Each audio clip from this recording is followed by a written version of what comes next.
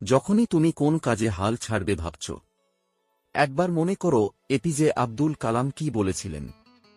স্বপ্ন সেটা নয় যা তুমি ঘুমিয়ে দেখো, স্বপ্ন হচ্ছে সেটাই যার শক্তিতে তোমার ঘুম পর্যন্ত হারাম হয়ে যায়।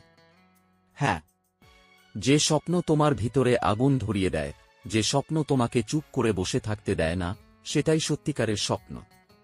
স্বপ্নকে বাস্তবায়ন না হওয়া পর্যন্ত স্বপ্ন দেখতেই হবে।